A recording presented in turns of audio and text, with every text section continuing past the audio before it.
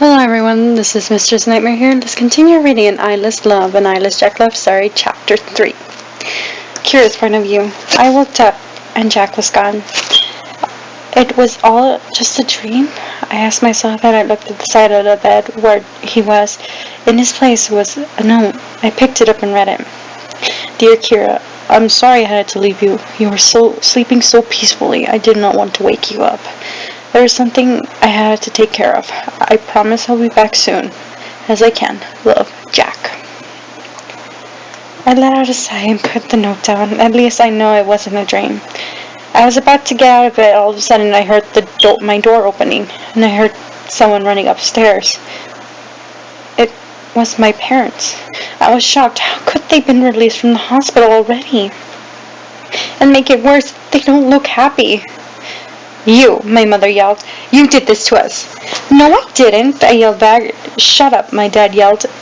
They tried walking over to me. I jumped out of bed and my dad ran and grabbed me, but I dodged him, but he grabbed my hair and pulling it. I screamed as he dragged me towards my mom. She started hitting me. I begged them to stop, but of course they didn't listen. My dad started hitting me in the face. My mom was hitting me all over my body. I screamed from pain and started crying. I thought they were going to kill me. All of a sudden, my dad screamed. He let go of my hair and grabbed his side. He was bleeding. My mom screamed, Honey, what happened? She screamed. My dad bent down on his knees as a small pool of blood started to form where the blood was dripping. My mom pushed me to get to him. You little brat, you did this, he screamed. No, said a familiar voice. I turned around. Jack was standing there, a few feet away from me. There was blood dripping from his left hand. He is the one that attacked my dad. I did, he said, walking over to me, picking me up bridal style. Are you okay? He whispered. Yes, I replied. He let me stand on my feet. Go and wait for me at the balcony, he said, as my parents just stared at him in shock. I ran past them out the door. Whatever he's going to do to them, I hope he makes it painful as they made the beating. Jack's point of view. I left to do some minute touch-ups on our new home. I couldn't wait to show her. I really hope she likes it. I ran back to her house to climb up the balcony just before I could walk towards the door. I heard her screaming, Kira! I ran and swung the door open. Her parents were back. They were beating her. I became frustrated as I ran and slapped her dad on the side. He screamed in pain when I stopped. I ended up a few feet away from Kira, and her mom stood there, and her mom screamed and ran to her husband. Kira laid on the floor, and she was covered in bruises. You little brat, you did this, her dad screamed. Only fueled my anger. No, I said. I did. She turned around to look at me. There was a look of relief in her face. I walked over to her and picked her up. Are you okay? I whispered. Yes, she whispered back. I let her stand on her feet. Go wait for me at the balcony, I told her. She ran past her parents and out the door. Follow her and I will kill you, I yelled at her parents. I said to keep them from following her. I was going to kill them anyway. You, I said angrily. Terror in their faces. Good. You didn't heed my warning. Now you'll both pay with your lives. I lunged towards them. I shoved my claws in her father's chest, dragging them across his chest, leaving a huge gash. I turned to her mother, grabbed her by the throat. Please, she begged. I'll never touch a hair on her head again, I swear, she pleaded. Please don't kill me, she began sobbing. Too late now, I said.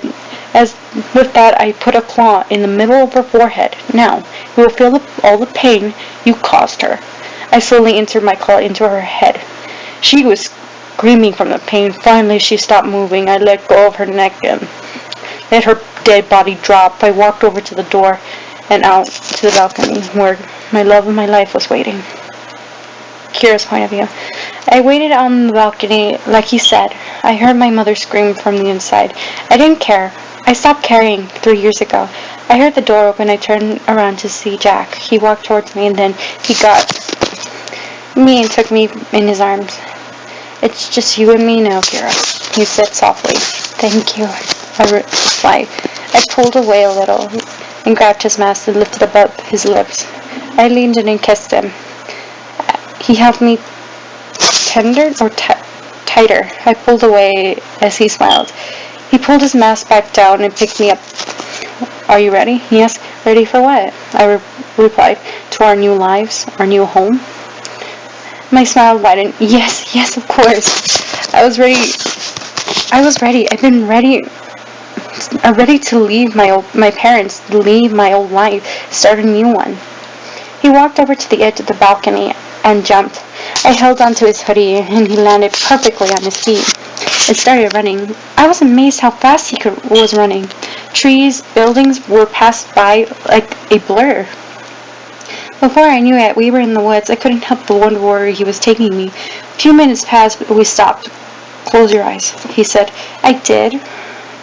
I could tell he was sitting me down somewhere. I felt hard, like a log. Okay, he said. Started to open. I opened my eyes and saw a large cabin. It's almost big as a mansion. It was beautiful. This is your home? I asked.